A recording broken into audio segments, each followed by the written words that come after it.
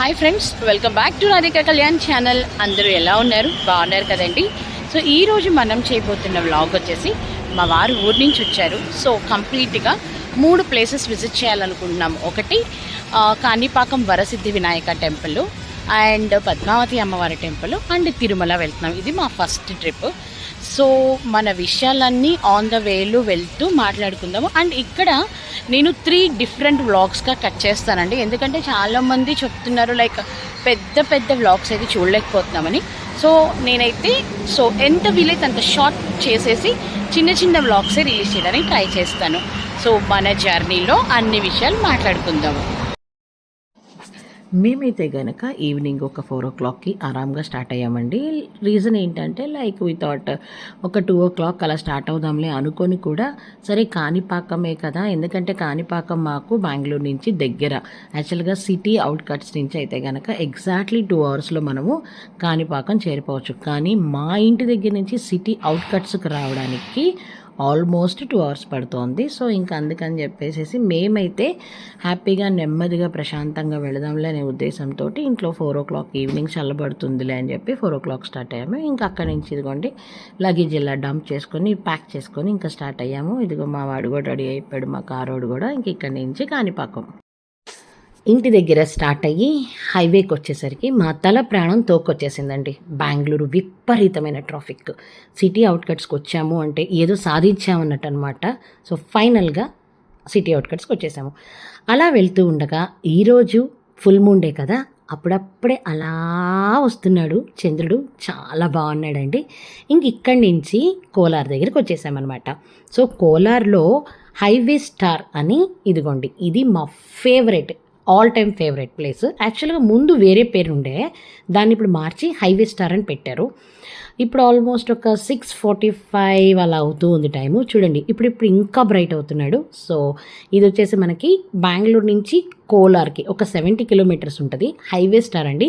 ఇక్కడ మీకు బ్రేక్ తీసుకోండి, చాలా చాలా చాలా రిలాక్స్ అవుతారు. ఎందుకంటే అన్నీ ఉన్నాయి ఇక్కడ. అంటే మనకి చాయ్ పాయింట్ ఉంది, ఆ తర్వాత వాష్రూమ్స్ చాలా నీట్గా క్లీన్గా ఉంటాయి, అండ్ ATMs ఉన్నాయి ఇక్కడ. అన్నీ బాగుంటాయి. అదిగోండి వాళ్ళ నాన్న వచ్చాడు కదా, వాళ్ళ నాన్నని వదలదనమాట. ఇంకా అదిగోండి వాళ్ళిద్దరూ జంట పక్షులు అనమాట. ఎక్కడికి వెళ్ళినా వాళ్ళిద్దరే ఉంటారు. నాన్న ఫొటోస్ తీసుకుందాం రా అది ఇదని. అండ్ ఇక్కడ నాకు నచ్చేది ఏంటంటే మీతో చిన్నపిల్లలు ట్రావెల్ చేస్తుంటే వాళ్ళు చాలా ఇష్టపడతారు. ఇక్కడ మంచి మంచి కలర్ఫుల్ బర్డ్స్ ఉంటాయి, ర్యాబిట్స్ ఉంటాయి. పిల్లలకైతే వెరీ గుడ్ బ్రేక్ తెలుసా, చాలా బాగుంటుంది ఇక్కడ.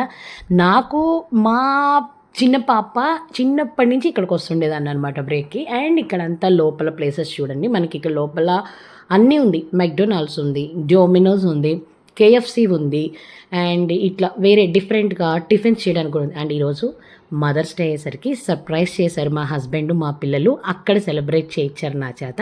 అండ్ ఇక్కడి నుంచి మనము 9:30 అయిందండి, మేము కాణిపాకం వచ్చేసాము.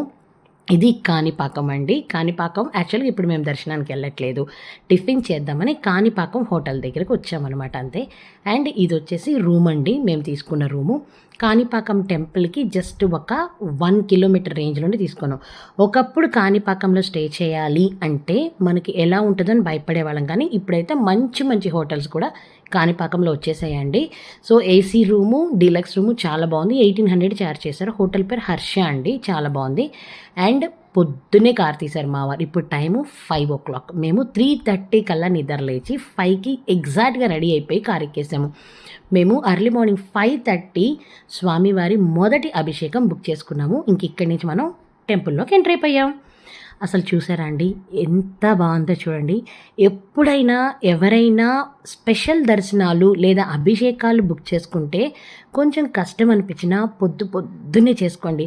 అసలు ఆ వైబ్ ఉంటుందండి, అల్టిమేట్గా ఉంటుంది ఆ వైబ్ అయితే.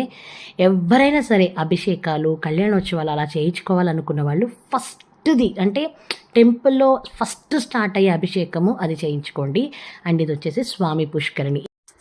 గుడి చరిత్ర వచ్చేసి ఒకప్పుడు 3 అన్నదమ్ములు ఉండేవారు. వారిలో ఒకరు గుడ్డి, ఇంకొకరు మూగ, మరొకరికి చెవుడు అనే అంగవైకల్యం కలిగి ఉండేవారు. వారు తమ చిన్న పొలంలో సాగు చేసుకుంటూ కాలం గడిపేవారు. వారి పొలానికి నీరు పెట్టడానికి నూతి నుండి ప్రతిరోజు కూడా నీళ్లు తోడేవారంట. ఒకరోజు ఆ నూతిలో నీరు పూర్తిగా అయిపోయిందంట. దానితో ముగ్గురిలో ఒకరిలో నూతిలో దూకి లోతుగా తవ్వడం మొదలుపెట్టారు. కాసేపటికి గడ్డపారకు ఏదో ఒక పెద్ద రాయి లాంటిది ఒక పదార్థం తగలడంతో ఆపి కింద జాగ్రత్తగా చూశారు. గడ్డపారకు ఒక నల్లని రాతి తగిలి ఆ రాతి నుండి రక్తం కారడం చూశారంట. కొద్ది క్షణాల్లో చూస్తే బావిలో నీరంతా కూడా రక్తం రంగులో మారిపోయిందంట. ఆ మహిమ ఆ ముగ్గురి అవిటితనాన్ని పూర్తిగా పరిపూర్ణమైన ఆరోగ్యవంతులుగా మార్చేసిందంట. ఈ విషయం స్థానికులందరికీ తెలిసి చుట్టుపక్కల గ్రామస్థాల నుంచి తండోపతండాలుగా జనం వచ్చేసి ఆ నూతి వద్దకు చేరుకొని ఇంకా లోతు తవ్వడానికి ప్రయత్నించగా వారి ప్రయత్నం ఫలించలేదట. ఈ లోపలే వినాయక స్వామి వారు స్వయంభూ విగ్రహం ఊరే నీటి నుండి ఆవిర్భవించింది. ఈ మహిమ చూసిన ప్రజలు ఆయన స్వయంభూడు అని గ్రహించి చాలా కొబ్బరికాయలు నీటితో అభిషేకాలు చేయటం మొదలుపెట్టేశారంట. వాళ్ళు చేసిన అభిషేకాల నీరు 1 ఎకరం పావు దూరం చిన్న కాలువలాగా ప్రవహించిందంట. దీన్ని ఒకప్పుడైతే కాణి పరకం అని తమిళ పదంతో పిలిచేవారు. అది రాను రాను కాణిపాకంగా మారిపోయింది.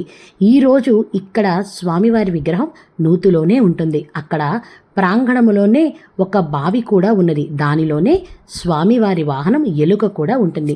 ఇక్కడ స్వామివారు బావిలోనే ఉంటారండి. అండ్ ఇంకొకటి ఏంటంటే ఇక్కడ వినాయక స్వామి చాలా చాలా చాలా మహిమాన్వితుడు, మహిమ కలిగిన వాడండి. ఇక్కడ ఎటువంటి పరిస్థితుల్లో కూడా అబద్ధాలు చెప్పరు. ఇది మన కాణిపాకం యొక్క చరిత్ర. ఫ్రెండ్స్, ఇది మన కాణిపాకం వినాయక స్వామి దేవస్థాన చరిత్ర. ఐ థింక్ మీ అందరికీ ఈ కాణిపాకం వ్లాగ్ బాగా నచ్చింది అనుకుంటాను. సో మీ అందరికీ నా ఈ వ్లాగ్ నచ్చినట్లయితే లైక్ చేయండి, షేర్ చేయండి, మంచి కామెంట్స్ పెట్టండి, అలాగే సబ్స్క్రైబ్ చేసుకోవడం మర్చిపోద్దు. సో ఇక్కడి నుంచి మనము పద్మావతి అమ్మవారి తిరుచినానూరు పద్మావతి అమ్మవారి టెంపుల్కి వెళ్తున్నాము. ఆ వ్లాగ్ నేను మళ్ళీ మీకు సపరేట్గా రిలీజ్ చేస్తాను.